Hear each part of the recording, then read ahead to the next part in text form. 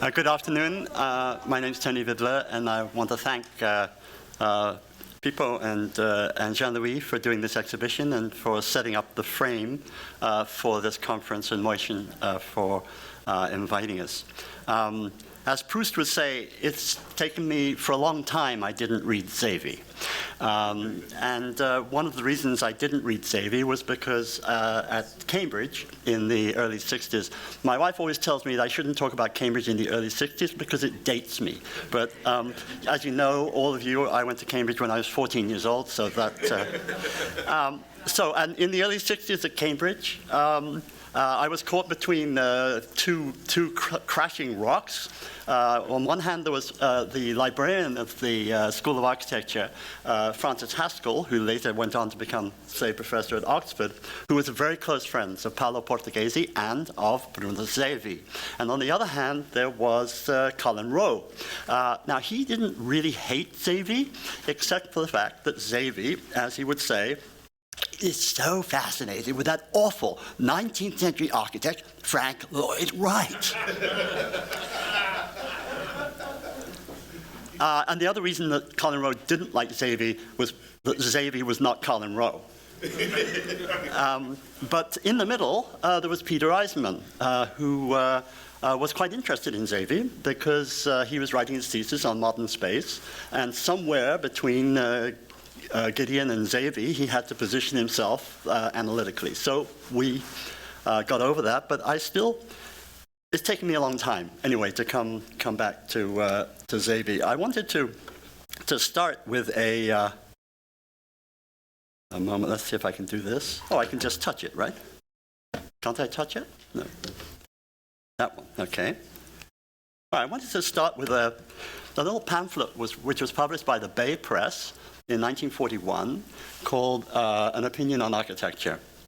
It was actually an 18-page pamphlet. It was written by 10 students in the School of Architecture at Harvard. And you can see them there, signed underneath. It was a letter, interestingly enough, addressed not to Gropius, the chair of Harvard, but to the dean of Harvard, Joseph Hutnut. And it was a letter that if you read it from front to back, and then you start to follow the careers of the various other architects, 4 or 5 of whom were quite well known, either in Hong Kong or in Taipan or in New York, you will come to the quick conclusion that it was written by Bruno Zevi, because it is written by an agitator, what Raina Banham called disparagingly an engagé architect, and someone who was very concerned with the apartness and the isolation and the social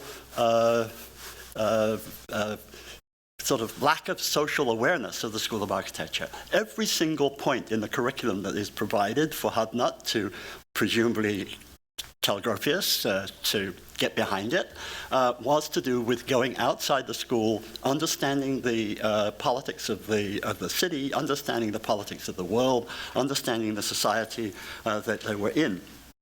And it became, I think it probably was one of the moments in Hutnut-Gropius's relationship, which peaked, of course, when Gropius refused to do what Hutnut asked and to receive Siegfried Gideon in the School of Architecture, at which point Hutnut had to go to the Norton-Simon Committee in order to have Gideon sponsored by the humanities and not by the architecture school.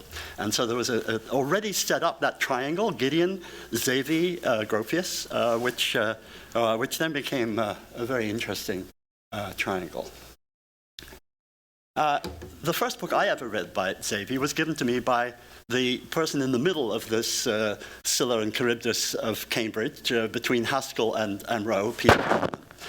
He found it in an antique shop, an old bookshop in Cambridge, and said, you might like this, you might like to read it. You can read Italian, right? And so I did, and I found it one of the most interesting books, and actually I went back to it under prompting from Jean-Louis and Pippo much recently. And it's still one of the most interesting books on Theo van Doesburg. What is very interesting about this book on Theo van Doesburg is it was still a very good book. It has translations of Theo van Doesburg and some of the neoplasticists' writings. But as Rainer Banham pointed out in his rather scathing review in the Architectural Review, Storia Neo-Academica, it was an engagé work using, as Banham said, van Doesburg to kill or murder Gropius. One of the most, he said it was something like, let's see here.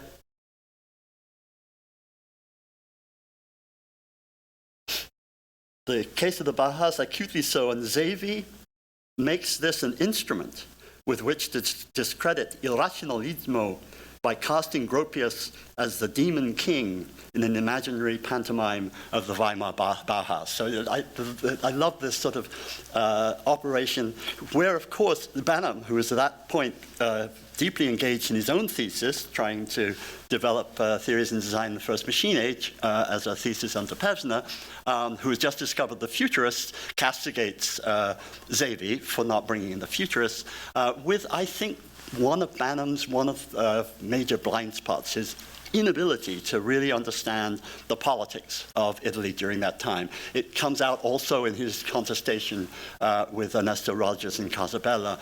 He just doesn't get it. And that wonderful reply by Ernesto Rogers calling Banham a vendor of teapots and washing machines. So, Michelangelo Architetto, 1964. The Angiolo, as we pointed out, the notion of a horizontal history that's just been said, and almost at exactly the same moment, on the wave of this exhibition, he comes to Aspen. Zevi comes to Aspen and has a strong polemical argument on the way of teaching architecture with Banham and Zevi contesting each other. History is a method of teaching architecture, as Zevi says, the title of a talk at Cranbrook. And what is interesting there is that Colin Rowe was there, sat literally in the middle of these two fighting elephants, and walked out without saying a thing. Because obviously neither Banham nor Zevi were Colin Rowe. And here is it's very interesting. On the one hand, we can see it as an abstract structure, as been discussed in the earlier sessions, an abstract structure which brings the history right into the design studio. It allows you to draw lines as if Michelangelo is drawing lines with you, and it allows you to channel the spaces and organization. On the other hand, if you couch it as something Paolo Porcadesi, who's working on Baramini, Zevi, who's bringing history into the present. There's a very strong arc which leads to 1980 and the Biennale No More Inhibitions. I think there's a very interesting trail that one could make right there. And in this sense, that's two of the models. On the left, believe it or not, is the model of the Lorenziana, the Michelangelo's library. At that point, whether the space is acutely represented or abstracted, it certainly seems to me not yet to be completely dissolved, the space of the Lorenzian library, in any terms that even Zevi would want to do. And there we have the Tafuri thundering in 1968, 4 years later, when in 1964, at the exhibition of Michelangelo's works in Rome, the visual interpretations by the students of the Venice Studio Universitario were shown. Many were naively scandalized. The models, tormented iron trellis work that superimposed and dynamic photographs were harshly criticized as totally unrelated to Michelangelo's architectural work. I don't have time to go into this this afternoon, but one of Michael mentioned that there are many PhDs going to come out of this the different sessions. introductions, but there is a PhD to be written on the succeeding 3 pages of Tafuri's Theories in History, where he actually mediates his critique of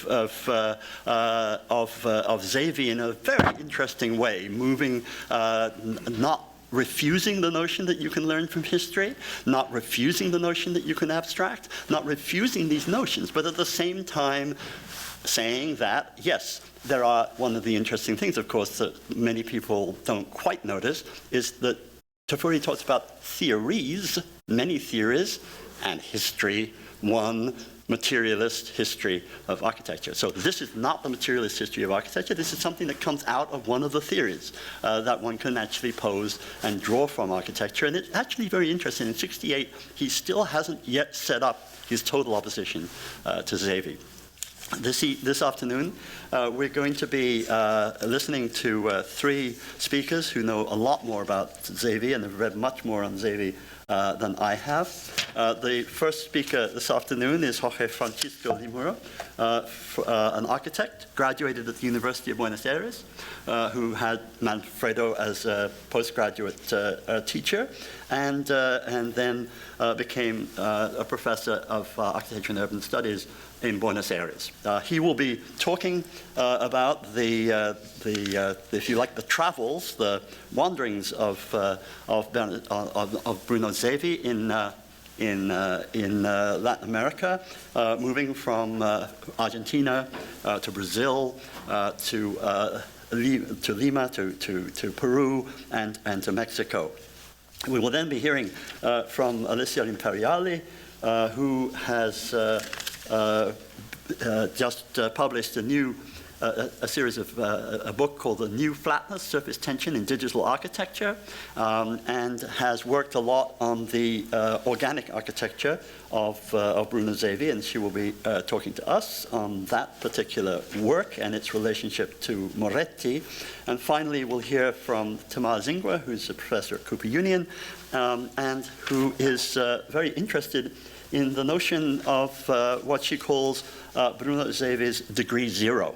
So we'll move from the moment where he becomes the real agitator in Harvard, where he sort of puts his finger, as people said, first on the notion of politics, the outside and the inside of architecture, all the way through to a Barthesian notion of degree 0. And I welcome the first speaker, Jorge.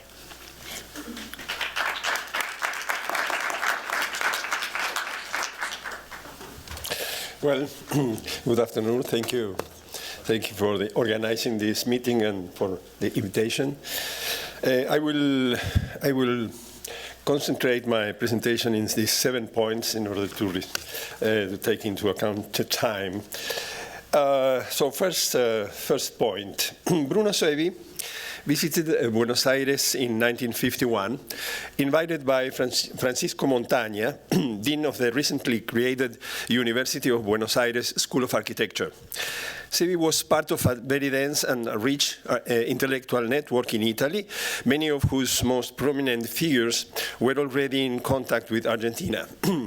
In his reception discourse of his honoris causa doctorate at the University of Buenos Aires, he thanked especially Giuseppe Samonà, Dean of the UAB, and Lionello Venturi, his most important intellectual reference, for their enthusiastic endorsement of his trip.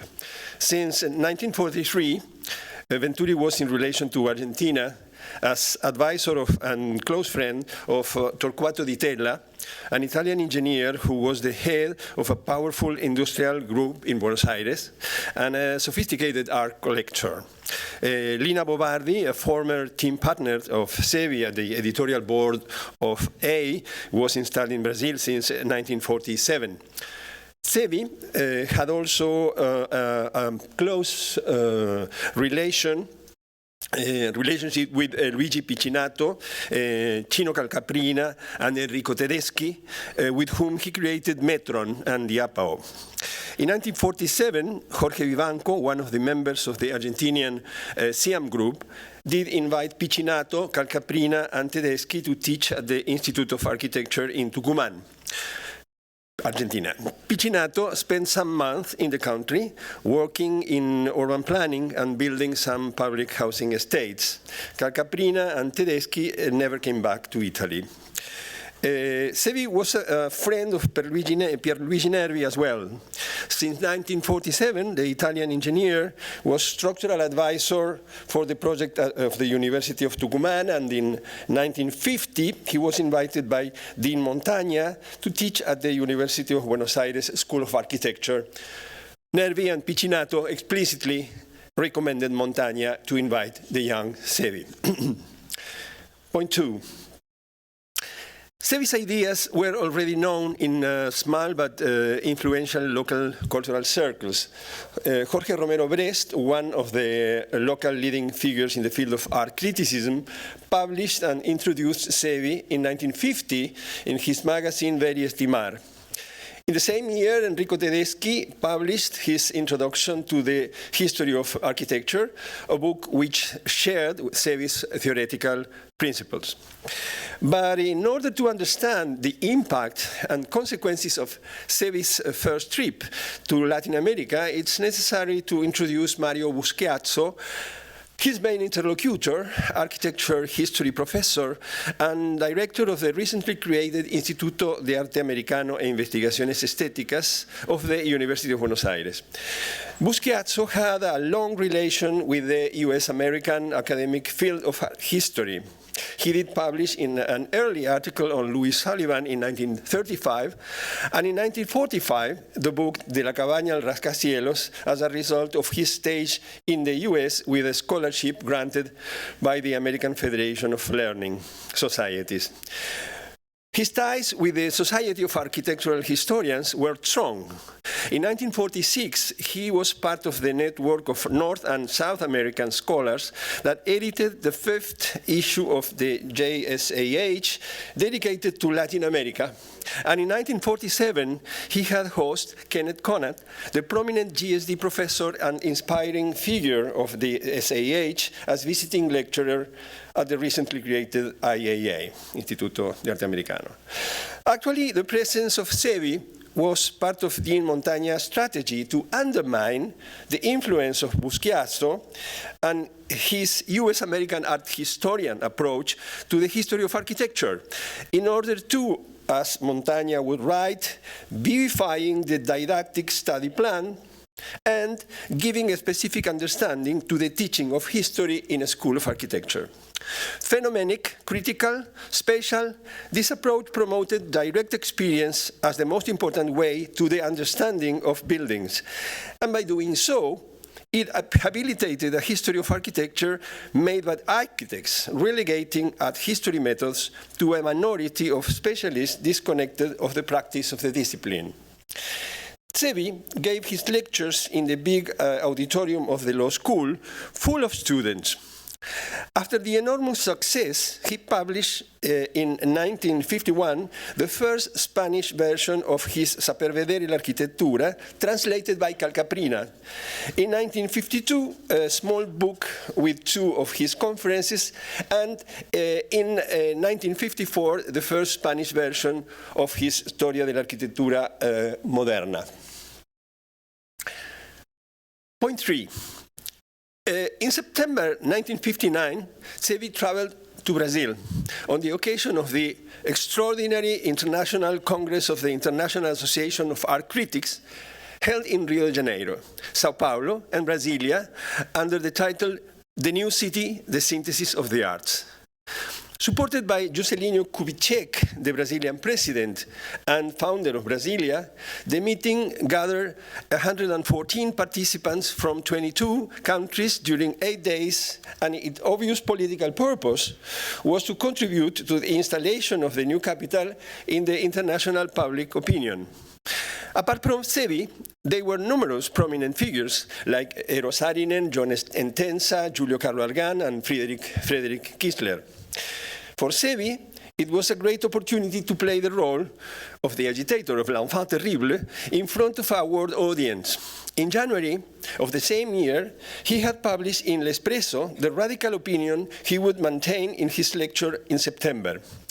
Brasilia, he anticipated, will, I quote, crystallize in a great universal exposition in which the effect will prevail over the substance, a kind of rational eur, without the marbling indecencies of Piacentini, but not for that reason less lugubrious.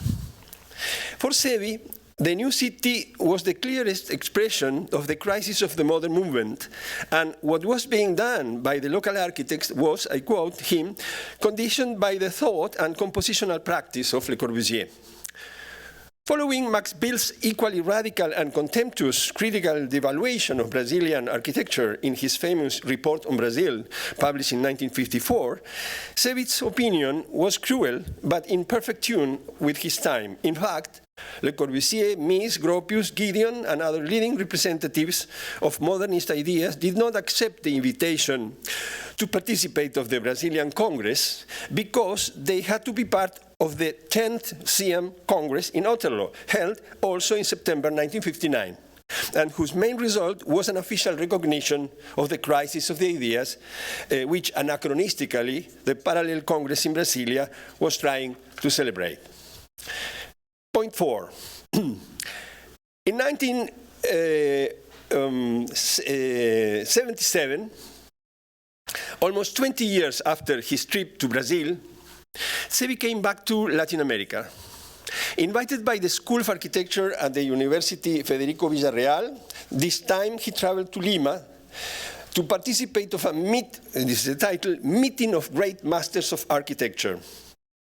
The meeting had the support of exiled Fernando Belaúnde Terry, the former and future president of Peru, and its organization was facilitated by the intervention of the Argentinian Jorge Grusberg.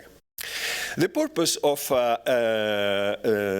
was not less pretentious than its title, to debate and sing a new version of the Chart of Athens. For Zevi, it should be the culmination of his 30 years battle against the principles of the CM. In spite of their expectations, this time the participation of relevant international figures was scarce. Nevertheless, in a theatrical ceremony that took place at the foot of the Intihuatana, the small group sang what will be known as the Chart of Machu Picchu, integrated by a set of good intentions in reference to the environment, the urban rights, and the preservation of cultural patrimony. No less politically correct than ineffectual in practice, the chart was seen afterwards by innumerous international figures, since Sert to Eames, Fuller, Niemeyer, and many others. Point 5. The foundation of the International Committee of Architectural Criticism, CICA or ICAC, an entity whose purpose turns out not to be entirely clear, I quote, according to Jeremy Melvin of the Architectural Review, took place in the context of the 13th World Congress of the International Union of Architects that was held in the city of Mexico in October 1978. Like in the case of the chart, helped again by Grusberg, Zevi contributed to the initiative with his intellectual prestige as the main figure of an initial group of less relevant personalities. In the following years, the group grew up, incorporating most of the architecture critics with the most diverse viewpoints. But Zevi's was a conscious partisan criticism. Why then to build an ecumenical platform closely tied to an international institution like the IUA, neutral by definition? Should we consider it as a recognition of the end of the war? Was he feeling that, paradoxically, with the defeat of his old rationalist adversaries, reduced his own intellectual position to just one more in the expanded field of architectural criticism at the end of the 20th century? His own old radicalism had itself become anachronistic. Point 6.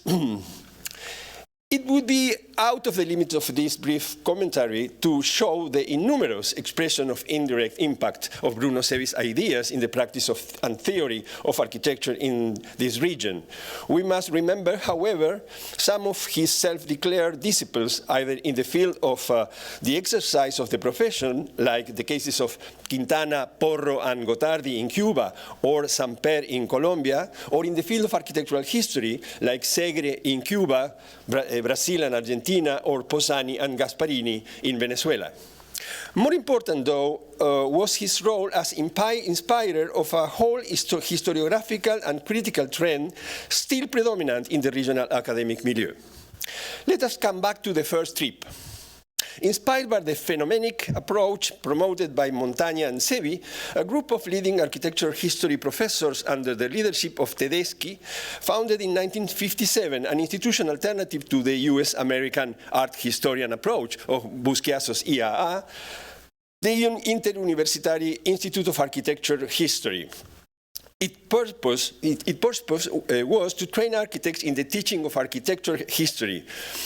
Marina Weissman, a young graduate of the Architecture School of the University of Córdoba and a self-recognized follower of Tedeschi's and Zevi's ideas, was its secretary. Located in that city, the institute was extremely active until the late 60s. Their members' production was remarkable in a local scale in the field of theoretical speculation and criticism, but their historical research was almost inexistent. The question of local identity was at the center of their concerns. In the following years, articulated with the ideologies of dependentism as well as postmodernism, Zevi's and Tedeschi's arguments against abstract universalism and their defense of the use of local materials and of organic integration to the landscape were interpreted by many as a binary and simplistic opposition between ours, regionalist architecture, and theirs, international architecture. In 1984, Weissman and other ex-members of AH came together with a recently created Argentinian Institute for the History of Architecture and Urbanism for the creation of the Seminars of Latin American Architecture, which still are annually held in different cities of the region. Explicit followers of Zevi's historiographic positions like Roberto Segre, Silvia Arango, and Ruth Verdesein, and the work of as historians of practitioner architects like Christian Fernandez Cox or Enrique Brown, were and still are very influential voices in the context I'm describing. Point 7, and end. In reality, Bruno Zevi was scarcely interested in modern architecture in Latin America. His approaches to the region seems to have been mainly instrumental, as happened with his relation with Buschiaso as a support for the edition of his books in Spanish, or with Jorge Glusberg as an efficient organizer of institutional instruments like the chart of the SIC or the SICA. His writing on the topics related to the region were few and mostly written in order to criticize what he seems to have considered as expression of an underdeveloped culture. It is remarkable that even the work of his old Italian colleagues, like Enrico Tedeschi's School of Architecture in Mendoza, did not enter into the field of his vision of his criticism, or that he could never recognize Lina Bo's architecture in its constitutive difference.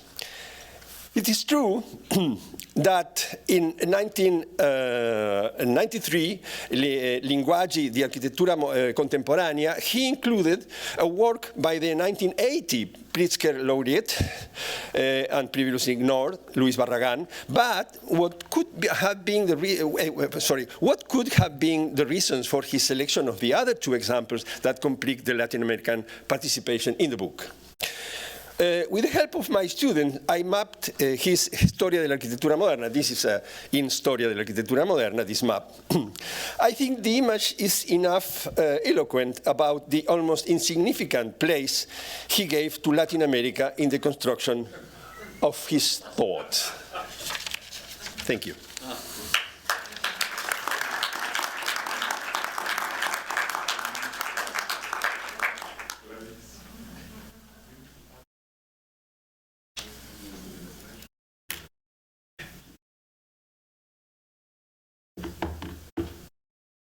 Thank you. Organic architecture is an open work. Leave this for a second. I'll talk about the range from verso un'architettura organica and come up to 1960 in Umberto Eco's Opera Aperta. The words of Lewis Mumford were inspirational to Bruno Zevi and are quoted in his Verso un'architettura organica of 1945. Our capacity to go beyond the machine rests in our power to assimilate the machine. Until we have absorbed the lessons of objectivity, interpersonality, neutrality, the lessons of the mechanical realm, we cannot go further in our development toward the more richly organic, the more profoundly human. In this book, Bruno Zevi outlined a new approach for post-war Italian architecture. In exile in the US during the war, Zevi completed his architectural degree here at the GSD, after which he enlisted in the United States Army and was stationed afterwards in London. He saw the potential in prefabricated building components to design an architecture that would grow and change to meet the needs of its inhabitants in an organic manner. This idea of organicism, of a flexible and responsive system, holds much in common with the work of Luigi Moretti and his notion of parametric architecture.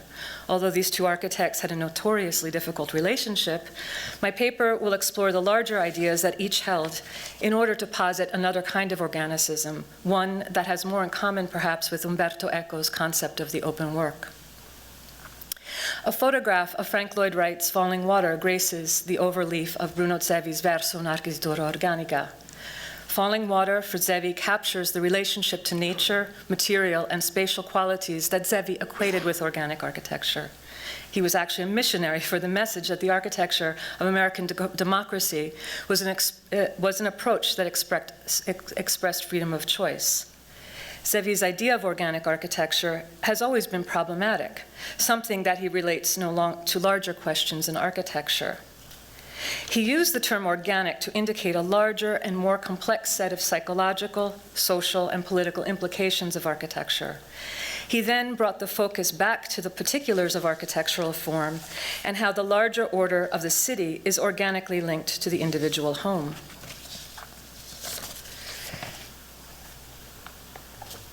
One sec. Architecture is organic when the spatial arrangement of room, house, and city is planned for human happiness, material, psychological, and spiritual.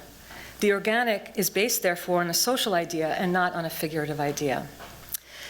Zevi's approach was in line with contemporaneous developments in human developmental psychology, such as in the work of the American psychologist Abraham Maslow, who saw the road to human intellectual and spiritual self-actualization, quote, as building up from the basic needs of food and shelter to much larger issues of the environment and community.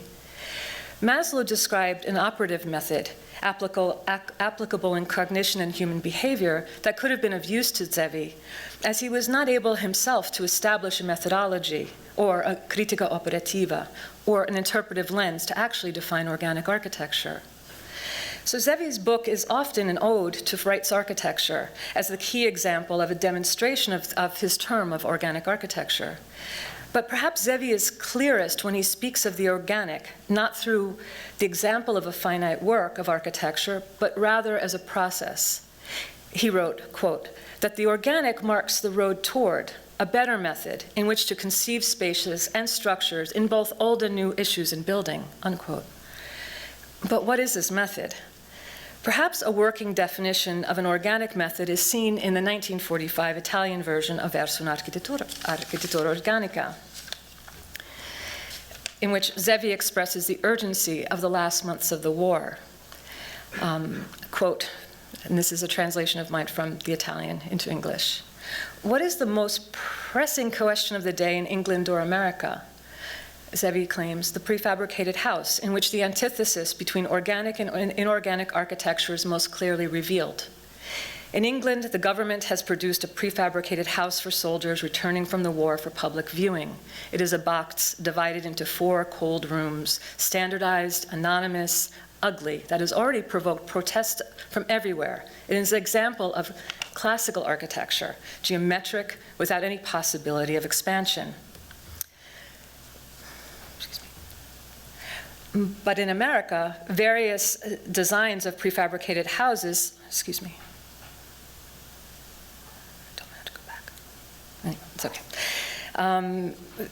Various designs of prefabricated houses have opened the way for a new solution. One needs to prefabricate the parts separately. These units that can get assembled together according to the various needs of the inhabitant who will live there. There needs to be the possibility to add and subtract units or spaces for which the inhabitant outgrows the smaller spaces, and vice versa, meaning that the principle of flexibility must be respected, and that of organic growth and reduction. Upon his return to Rome after the war, Zevi brought this American know-how of modular construction, and perhaps thinking of projects like the packaged house by Conrad Waxman and Walter Gropius, to his position working for the Rome-based American Government Outreach Service, the United States Information Service, or the USIS. Under this umbrella organization, Zevi, along with experts, engineers, Bruno Bongionini, Pier Luigi Nervi, and the architect Mario Ridolfi, were tasked with the development of the Manuale dell'Architetto, or the Manual of the Architect, completed in a 6-month period. The manual was distributed free of charge by the USIS to architects and technicians throughout Italy. It was written with the intention of adopting a systematic approach through modular dimensional systems and prefabricated elements to the urgent need for housing and other civic structures. In Towards an Organic Architecture, the 1950 English translation of Verso un'architettura organica, Zevi shows an evolving knowledge of prefabricated housing systems in the post-war period in both the US and in Sweden, and how these systems could produce organic architecture through a change in form over time, where, quote, every house can be conceived organically, can look different from its neighbors, and it can express the actual and personal life of its occupants, end quote. The magazine Metron, founded after the war, published numerous articles regarding prefabrication, such as this by Eugenio Gentili. The modern architect, Zevi tells us, welcomes all that the technicians have to give, and he knows that with the help of the new techniques, he can provide every family with a decent home, end quote.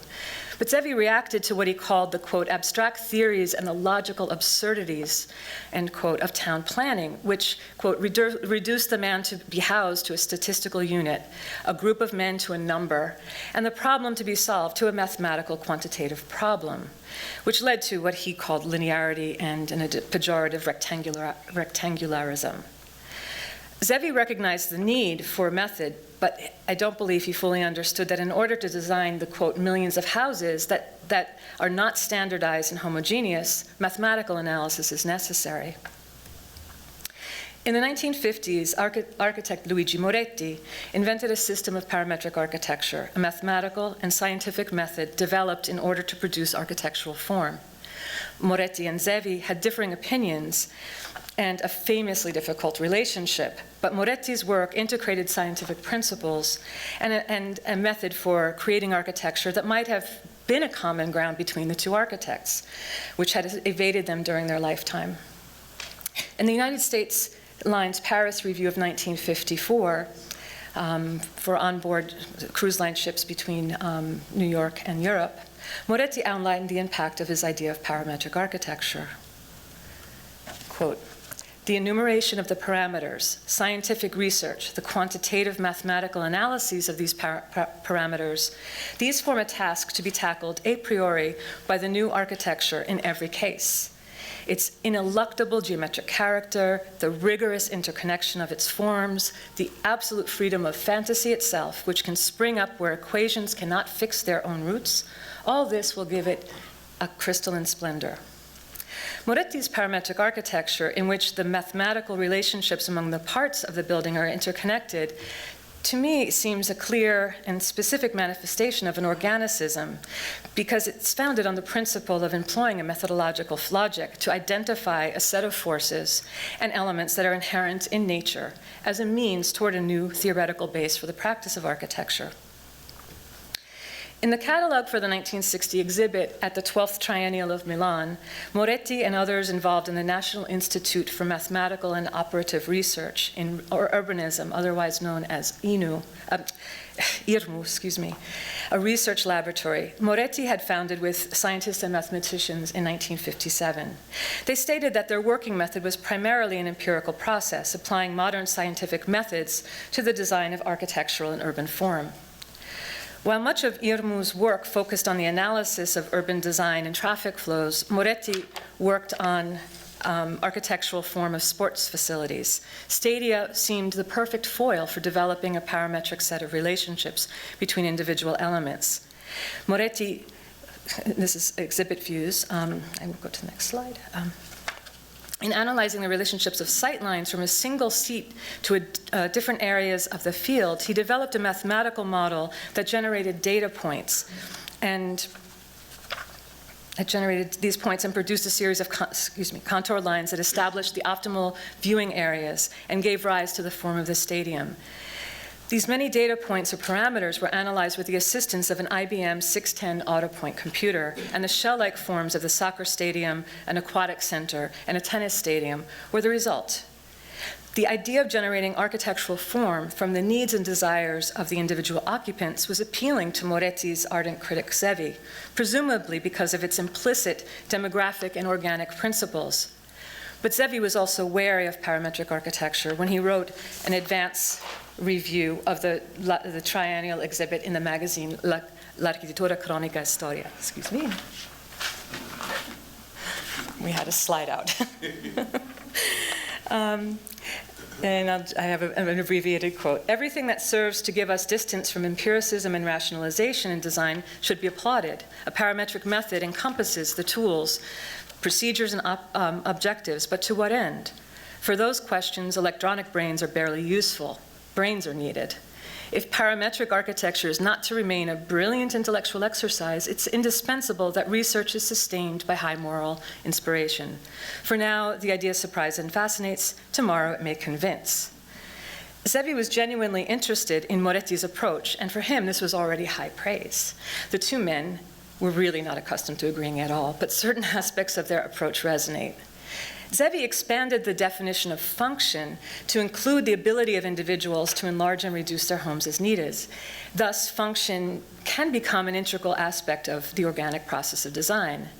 Zevi, perhaps unknown to himself, I believe unknown to himself, was speaking presciently about a way that the term organic was used in architecture in the 1960s as an open system or an open work that is more representative of individuals' choice about how to live and how to negotiate larger areas of inhabitation. Moretti emphasizes that forms reveal themselves, quote, by way of the differences appearing between one form and another throughout much of Moretti's writing career. It is then in the setting itself off from other forms that form becomes clear. Moretti represents this as computational logic by, quote, positive signs and by the absence of signs. That is, by a zero and a one, a system, I would say, of constituent parts in an open relationship. Elsewhere, Moretti wrote about Baroque groups, especially in the work of Michelangelo. They are not to be understood these works are not to be understood in one glance, but through successive temporalities. Each work holds the tension of its opposite. The poetic aspect of ambiguity is well understood by Umberto Eco in his concept of the open work. So Moretti's fulsome description of the Baroque group, where space and form seem to appear only through a dynamic process of change and iteration, a logical process that opens to an oniric reverie, seems to be in line with Eco's thought. Eco's book, in his book Opera Aperta, or The Open Work of 1962, he frames his idea of the open work isomorphically as he makes his point moving between information theory and cultural artifacts such as visual arts, music, or poetry. For Eco, the artist leaves interpretation open to the user, which aligns with Zevi's description of organic architecture. Eco, in a manner similar to Moretti's use of group theory, uses scientific metaphors and information theory to advance a more culturally based concept of an open system. In doing so, he looks at findings in information theory to speak about the amount of information conveyed in a message. So I'm skip here to the end. See, in his writing in Eco's writing, Eco summarizes the borrowing of thermodynamic concepts as they are appropriated by information theory and outlines this in general principles of entropy. The concept of entropy is a way to measure not only the order of a system, but the increase and decrease of information. It signifies in general, a negative concept of a system which is spiraling towards chaos and disorder. But Eco's approach is radical in that he believes that this loss of information or movement towards an entropic state is not necessarily a negative condition.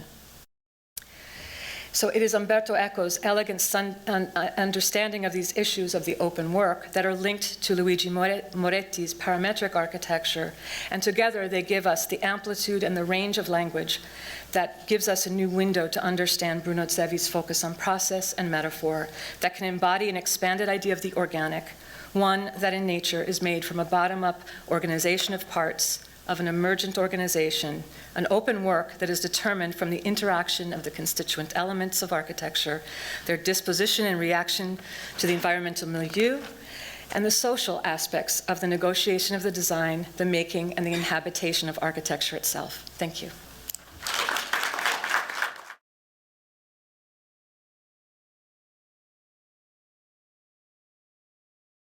So we'll start with a few questions I have for the participants. Thank you so much for those extraordinarily interesting presentations. Looking at all these photographs, I realize one of the things that makes me incredibly envious of Bruno Zevi is his hair. I mean, have you ever seen hair like that? I agree. Before? It's most extraordinary. I remember seeing a photograph of myself once, and I said, well, my autobiography is going to be called When We Had Hair. Zevi never had to write that autobiography, right? Anyway, so I have a few questions for each of you.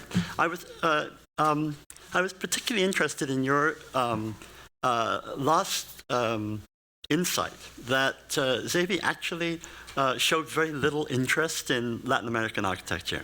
And I wondered whether that was precisely because the territory of Latin America had already been staked out by Corbusier, whether there was a real sense that he was entering an alien land which was already dotted with Corbusians, and that his only way around that or above that, or maybe above that, was to fly through the route of both self and political propaganda. Mm. Yeah, I agree. I think there are two reasons. First reason, he was Eurocentric. So he didn't care to understand what really was happening there. So this is first point. And the second point is true. I think he saw, because he couldn't see any other, nothing more, he saw Corbusians. No, so I think this was for a big reason. But there were so many other things to see that he les yeux qui ne voient pas. Right. Okay. Yeah. No, I understand. And I was wondering when you were talking about Moretti and Zevi, and the interest between the shift between the potential argument between organic space and Moretti's space is despite your I think very poetic and very interesting move towards opera aperta, I was wondering, I mean, how can those two spaces exist side by side? I mean, how can they in the same discourse, so to speak? I mean, even if Zevi at some point is tempted to look at Moretti, I'm not certain that Moretti was tempted to look too closely at Zevi. They wrote many letters, and they're in the kind of a so there's a correspondence. Yeah, absolutely. But so what's the correspondence based on then? How do we go more deeply into that difficult relationship? 15 minutes, it's like the first... Yeah, no, I'm asking you to give us the lecture. I believe it's a conversation you speak to that should have happened and didn't happen. that Moretti, there's one letter where he implores Moretti, Zevi says, "Caro Zevi, please, would you please look at this? I'm trying to, in a sense, propose something that can be distance, and something that's not in the paper as presented today is the absolute problem that came up earlier in the day of Moretti not able to ever live down his participation, kind of working under the fascist regime for most of his buildings, and Zevi basically never forgave him for this. And it's unfortunate Roberto Duglio's not here. He's written about it, Bruno Reiklin. Reiklin is the one who really writes about that. But there was a... Yeah, but I guess my work then, in a sense, takes off and says, and a lot of my work, has to do with contemporary computation. So part of it is to say that there's some argument in there where Moretti is proposing this as a way to distance himself from the political, as a way almost to kind of resurrect himself or find something that he thought could appeal to Zevi, where it was based on these kind of criteria, humanistic criteria, and that you could reduce that to a set of points. So my main argument really is that Zevi, in a sense, even reading Frank Lloyd Wright, saying, we need some way to deal with millions of houses, and this is in the kind of same period, it's actually before the idea of the greater number, that there needed to be something that was less naive, that was on the part of Zevi, that was kind of a more formal condition, where he wasn't addressing how do you deal with multiple houses. And it came up before about the problem of looking at falling water and the instance of a single family home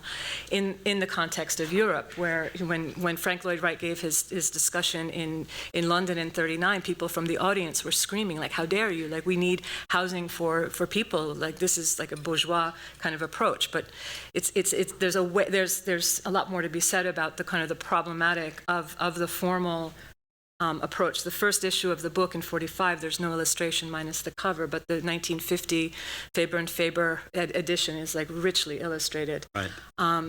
So kind of my hypothesis really is that in this way of kind of Moretti kind of appealing to Zevi, he has all of his other problems of who his clients are and so forth, but saying, I'm finding this methodology to come to this form that is beautiful, is crystalline, has to do with kind of an organic shape, but I can come to it through a set of parameters that are like, dealing with the human reaction, in the observance of the sports stadia. So, so it's like kind of, I'm part of the writing is like imagining it as a conversation that could be, or a conversation that should be a contemporary conversation about computation, and in light of, so it's a sketch for all of that. So, So all roads lead to Watergate.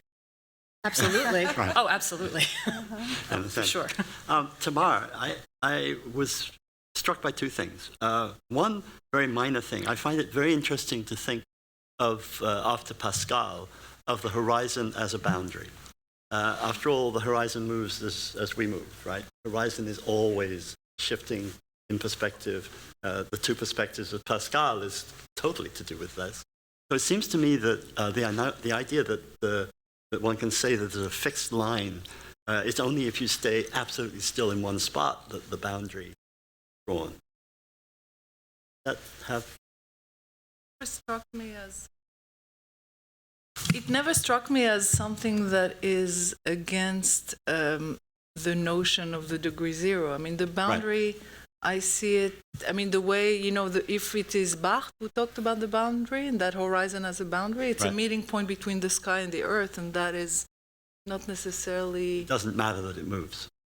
Right. Not to me. But it seems like... It recedes, but it still is a boundary. But it's always like this. I think, Tamar, you brought it to the point of the paper, or the vanishing point on paper, kind of the way that it resolves itself in representation, that it has that... Experientially, it's kind of moving, but yes. in kind of the understanding of sign and semiotic and image and text. Yes, I'm not so sure that Zevi himself related the horizon to the degree zero. Okay. That was my association between the two. Yeah. Well, it was wonderful. The Sardinia it's really beautiful. That's where the horizon is. Yeah, absolutely. So what about this incredible parallel trajectory of Siegfried Gideon, starting with space-time and architecture and working his way through laboriously throughout his whole life towards like the most primitive of the most primitive, volume after volume, photographs after photographs after photographs. Zevi starting as the one who, when asked by Einaudi whether space-time and architecture should be produced in Italian, said, "Well, what about my book? Wouldn't you rather publish mine? Isn't that more interesting than something that's already over?" But starting with his moment of contestation with Gideon and the totally modern, we're all modern, and then moving gradually towards the Sardinian primitive. It seems to me this double trajectory is very interesting. Yeah, I think there's again a PhD dissertation title. Yes, well, there are lots of dissertations because I tonight. think there was a time in probably 70s, 80s, and you find, or more or less at this time, you find many people going back to the primitive, to the Banham in the West, and being naked, so being primitive himself, and many others. And I think that and it is also a question related to even to my presentation. If this was not happening because the enormous crisis, everybody was feeling a crisis. So, in the case of Zevi, a crisis of his own principles. I mean, how to look at architecture, and he needed to go back and to restart again, looking at Sardinia or whatever other places. And I remember, for instance, the case of Hannes Meyer in Mexico. It happened the same thing. He coming back to the beginning, and Lina Bobardi in Brazil, an European in Brazil coming back to the beginning, to the primitive. I mean, to the African, etc., etc. So it was. I think it's a wave of people. And Zevi himself, I remember writing about the hippies in California and how this could be a way. And so I think it's a wave in modernist of a Boston peak, no? And we went to study in the Quaroni area. We went to study Hassan Fatih in the 80s. And the meaning was we want to speculate or elaborate on the end of modernism, but we don't want to do it through columns and pitch roof. We want to go to the pre-condition to find authenticity. This was the reason. I did this too. I mean, I was into this too. Well, I think the obsession of Zevi is a prehistory. Yeah. Like a recurrent. But I wanted to say, so I think with the degree zero, it's not necessarily going back to a primitive as in an origin. It is, and perhaps through the help of Barthes, I think the degree zero is more of a cleaning, it's a way to, an aspect of reduction. I think when the culture has become there's too much of a proliferation of form, there's too much overproduction of fluff. The going back to zero, I think it's not necessarily a primitive. It's really a sort of a quiet, a reduction. Yes. Did you work with I suppose you did with Tafuris talking about the degree zero with regard to Eisenman and the group, etc., etc. So that's a different kind of degree zero, though. That's a really it's looking for the degree. It's a different story, but what I find interesting that Zevi in the 90s is that on one side looking at the Nuraghi and celebrating in a way a language without literature. On the other side is celebrating deconstructivism and the extremes of style, investing it, loading it with subversive values. So I think Zevi is desperately trying to find a way out of himself in a certain manner. Totally agree. Yes, no, I just in relationship to that, I didn't have time in my introduction, but in his interview with Pierluigi Niccolin in 1999, titled Dopo 5.000 anni la rivoluzione, he writes, academicism has been turned on its head. A Frank Gehry or a Daniel Libeskind can come up with the most unlikely and downright crazy schemes and structures, but the juries still pick them out. Clients approve them, and the general public applaud. A new architecture is emerging in a land devastated by the slag from 5 millennia of compromises. We are at the dawn of a new civilization whose light will never be dimmed. The new architecture embodies democracy, justice, and freedom, liberal socialism. The time for representation is over. Architecture now has to act extempore to perform life. Sounds like a radio transmission. Right? What year was that?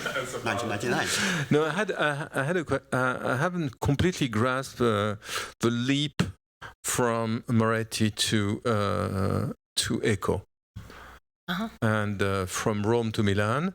Eco, after all, was very close to Gregotti and a more rational take at architecture. So can you return to this apparent paradox in Italian culture? Yeah, absolutely. I'm going to start actually with an something that in Tamar's description of the nuraghe, that Zevi initially has, a violent kind of reaction against understanding, because it's kind of beyond comprehension.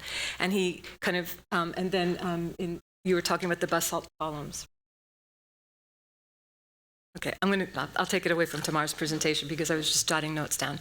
No, my own interpretation is that these are kind of coexistent ways of thinking in the country. So that perhaps is not going to be a logical connection. I'm not even defending that Zevi is reading Umberto Eco. What I find in that, and I'm going to say in the nuraghe, that eventually he's able to understand the idea of the informal. So we can go in one way, neorealism, and there's a kind of a literal imitation, or in Matera, the kind of the trying to understand the moving out of pattern in an organic way. And I'm looking for a way that there's an understanding of disorder, or the way that one can understand through things like arte programmata, that there's an underlying code that has the potential to produce variation, which I think, in Matera is very, very strong about kind of the use of modularity and small inclinations. We can look at the last slide I put up, kind of opened up to that. So I suppose I'm writing a story that didn't happen, in a way, if I just am kind of bluntly about that, but that's saying that there's these ways of thinking that overall I'm not looking at Rome versus Milan, because it's not how I'm working with the material. Yeah, Bologna. Yeah, but I find what I like about using, and it may be poetic at this point, and I'm still kind of working through it, but I think that there is something there about a way of understanding an ability to produce variation in form that we could say in the nuraghe has to do with an idea about a particular shape or an orientation, and the logic that's in the material of each of those stones as they come together, so that you end up with like idea that ends up as concept, but in the execution of that it becomes something that changes over time, but it's understood as a family of types. And just one last, yeah. Yeah, no, so...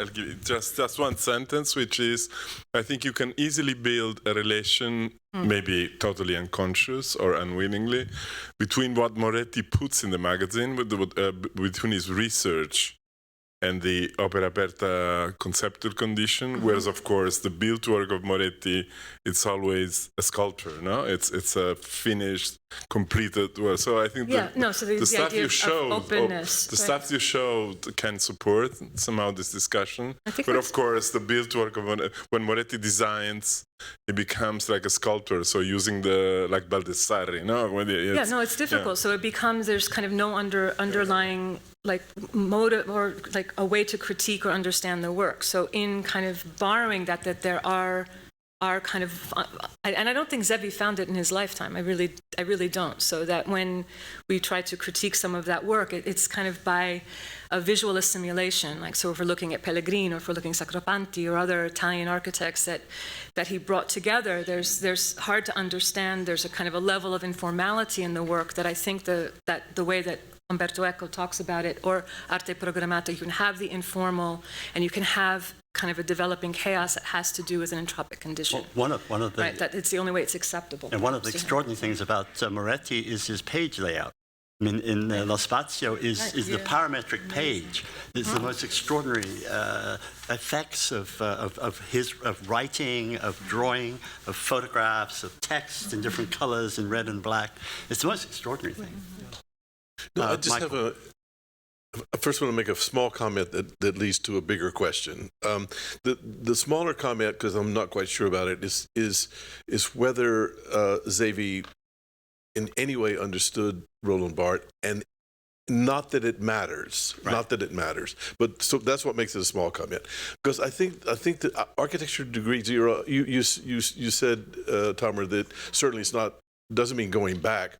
But it seems to me that it's much closer to a situation of born of modern alienation that is trying to go forward in a condition where meaning is actually no longer possible. There's a lot of Adorno-like suffocation in degree zero, much more than liberation, which Zevi was after. And I kept wondering, would the bricks of Carl Andre, on the floor be a much better example of degree zero than the stones in Sardinia, right? It kind of an impossible, kind of a signal of impossibility. Anyway, the writers, or like Alain Robbe-Grillet, and once Barthes mentions Kafka, these are writers that are suffocating with a present condition, certainly not looking for authenticity, to me. So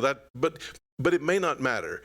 It may not matter because if Zevi misunderstood it or not. But my question, and it somehow follows, could it be that Zevi, rather than being the kind of historian who looks deeply at works, I'm beginning to think he actually didn't even look at Frank Lloyd Wright, for example, who looks deeply at works and tries to explain them and tries to theorize them?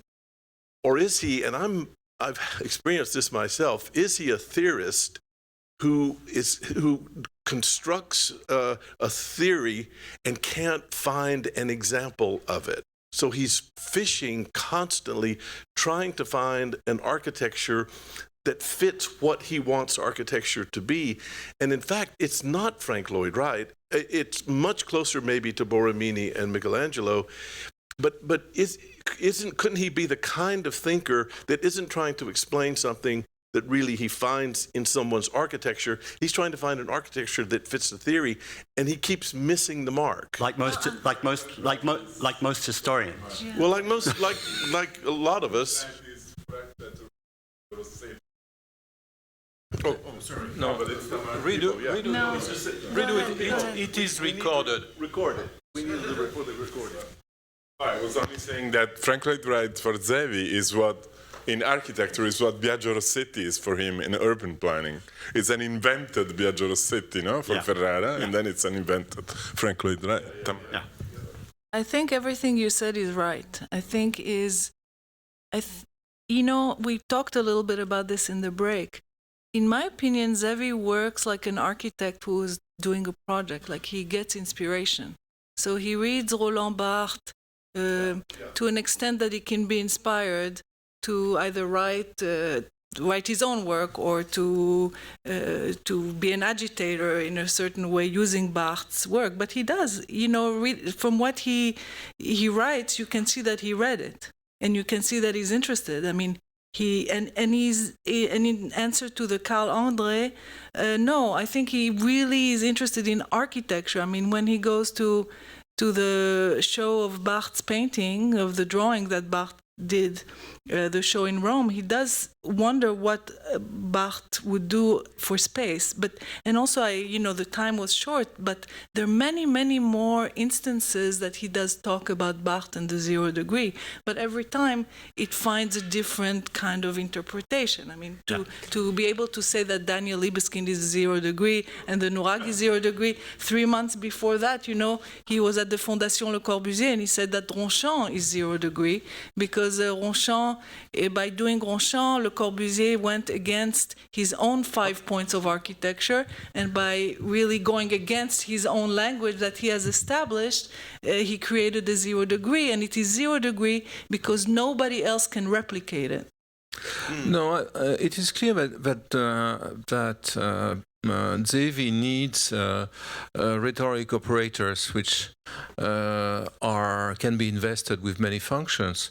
So one of them is organic, and he himself admits, we've seen it, that organic is a very loose term, and I use it, but at the same time I perceive the limits, and it's the same with Yes. 0 degree. He finds it a user, and exactly. probably here again we're meeting the mental attitude of the educator. I mean, first formulate a slogan and then try to find contents that would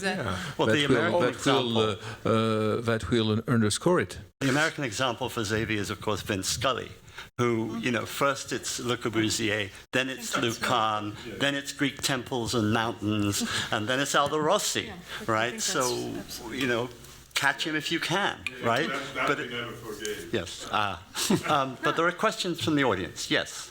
Yeah, this is less a question than an interpretation that involves a pathetic fallacy that's based on Tamar's comment or final image. And it actually stems from Alicia's mention that the idea of spiraling into entropy. And I don't know if entropy spirals as such.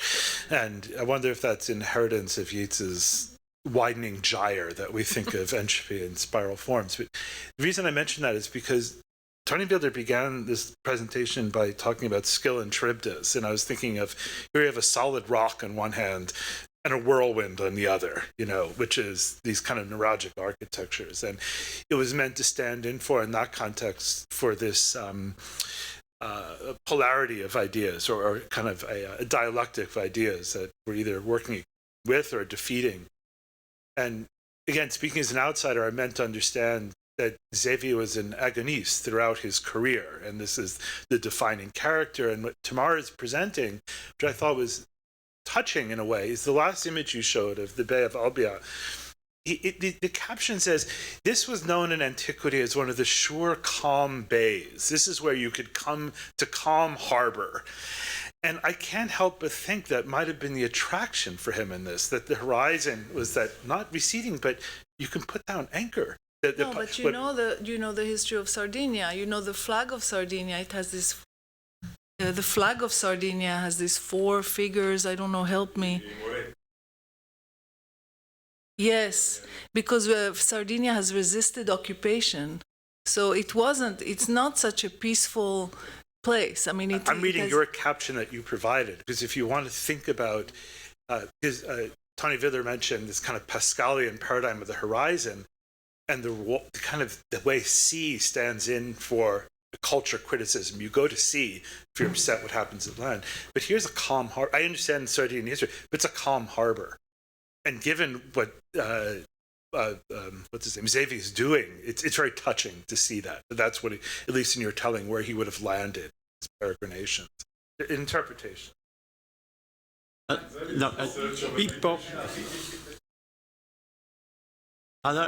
there other questions from the audience? Interesting. Go to them. Any response? Do you have a response to the touching? No, I was only emphasizing again, what you were saying before. Again, about the touching, I'm glad it was touching. That was my touch. It wasn't the showing the Bay of Olbia was my association with the horizon, and what, of course, it was inspired by Zevi.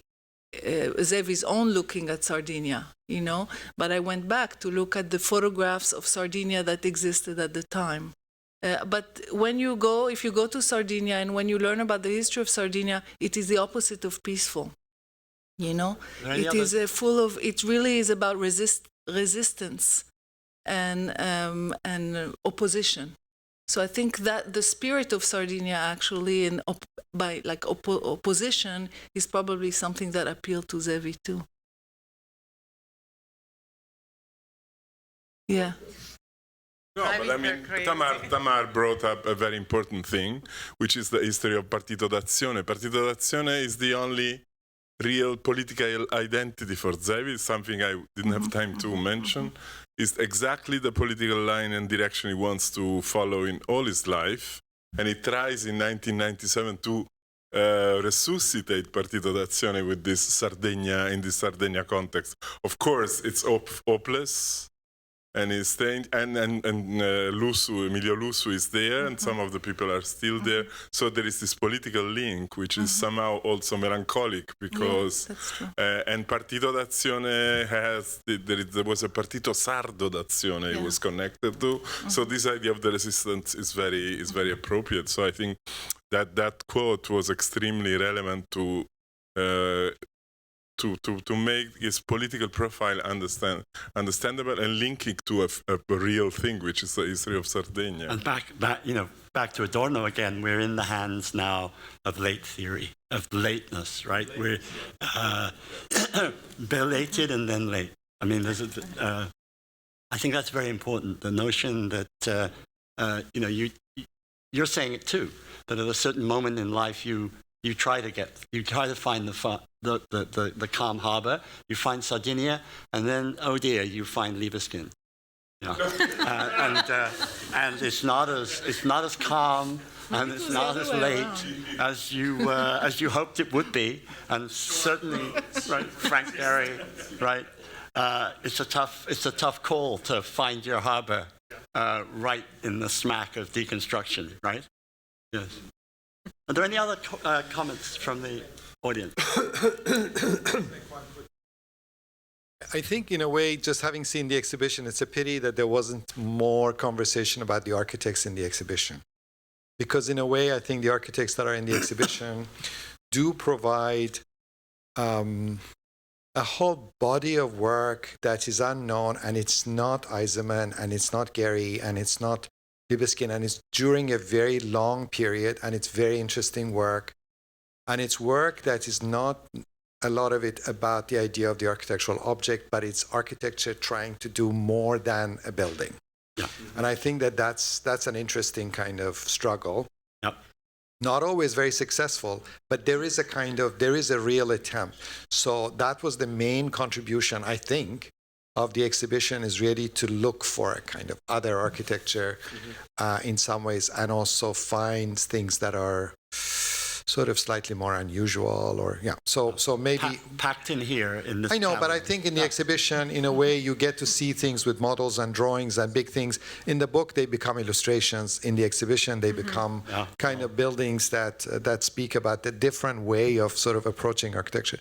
The other thing I think is that the Frank Lloyd Wright, the role of the interior and the relationship between body and movement, and Michael's saying, I don't know whether he really saw. I mean, one of the things that's very distinct about the Frank Lloyd Wright thing is really the interiority, the quality of light, the role of the window, the way that you sit in the space, the concept of living room, and then the continuities or relationships between one space and another. And one might appreciate or not appreciate, but it's an idea. It's a kind of concept of fluidity, of interiority, which I think is very different than the criticism that he's making about modular construction, post-war, rationality of the box, devoid of this capacity of kind of living, in a way that the Frank Lloyd Wright project is much more about a kind of life and the fireplace and this kind of thing.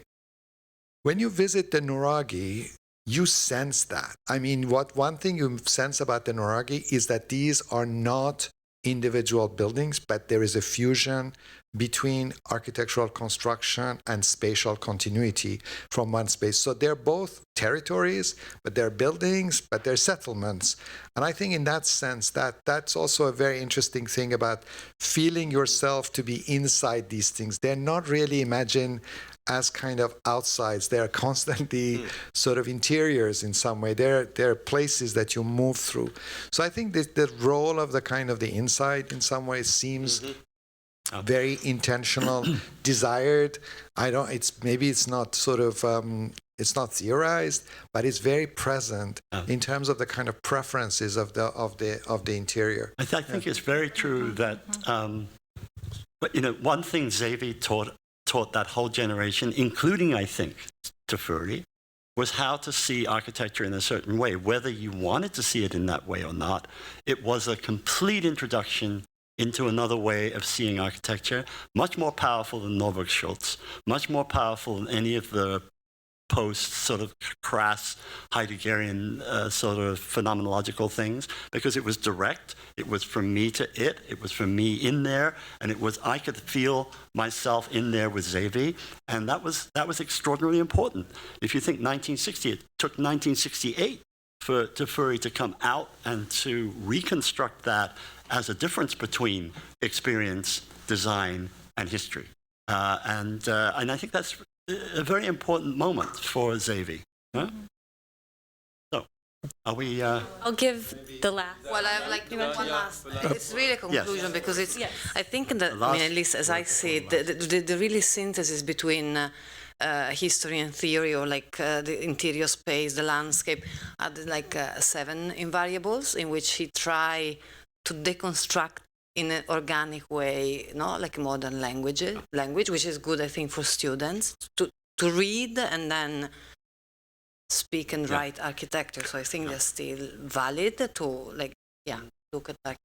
Just maybe a there's comment. no last word. Perhaps it's Quickly. No, it will be not quick, because when I approached it, I reread and came back to Zevi in order to prepare my presentation here. I came from Trafuri, so I didn't like it, Zevi, too much, so I hope Jean-Louis will clarify me, but I feel that we have an important contribution that goes from the post-war time, is around the post-war time, Saper vedere l'architettura, concentrated around this book. But then it remains to me the agitator, the protester, the very complex personality, provoking, introducing himself in politics, failing. Is that I'm very too wrong in this appreciation, or is this what we are talking about? Yeah. With that, I'm sorry, one more? With that, I would thank our 3 participants here, our 6 participants.